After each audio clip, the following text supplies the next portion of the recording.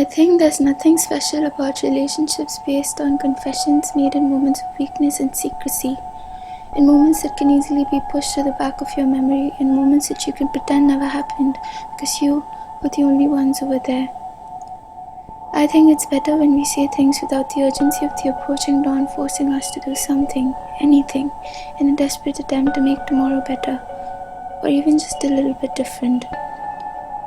I think it's better to say things you wouldn't be afraid to say on an ordinary day, rather than whispering across the room in the middle of the night, hoping to God that they can't see your face in the dark.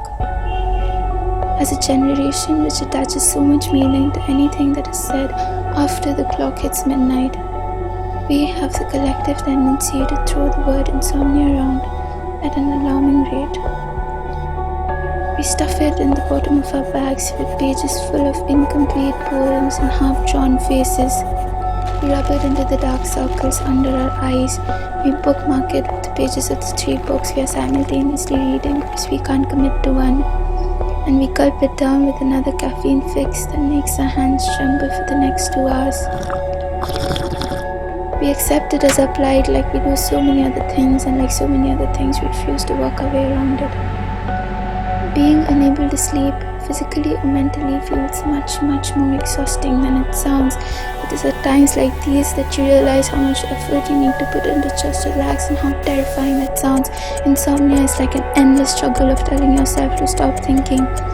It is like trying to turn off an alarm that won't stop ringing. Insomnia makes you fidget and itch and toss and turn and pain and scratch and think.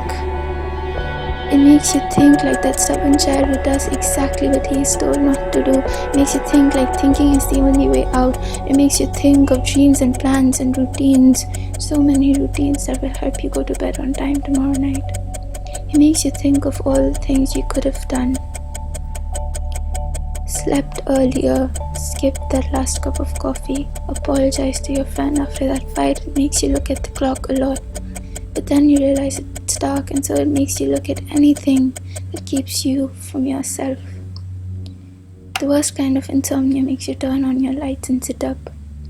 The worst kind of insomnia raises the volume of the people breathing in the next room, the sound of the clock ticking, the fan moving, the car driving past your window raises it higher than any song you could be listening to at this hour, and the loudest is the sound of your thoughts.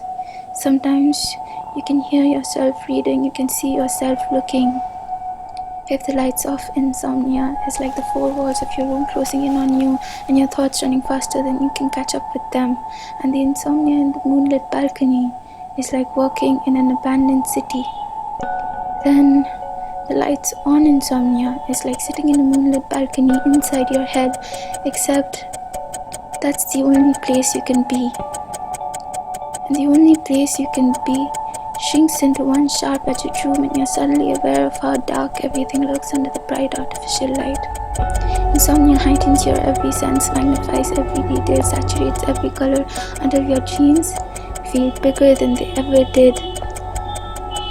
And the 3 hours until daylight seem longer than the 12 hours of any day, because for these 3 hours the world is on pause. Every minute you squeeze out is a minute more to you alone.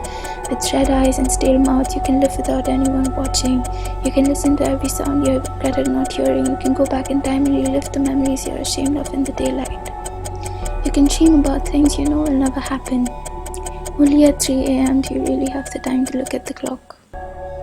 Only at 3 a.m. can you hear yourself thinking over the sounds of everyone judging and evaluating your thoughts. And only insomnia lets you talk to yourself at 3 a.m. when you don't have anything special to say.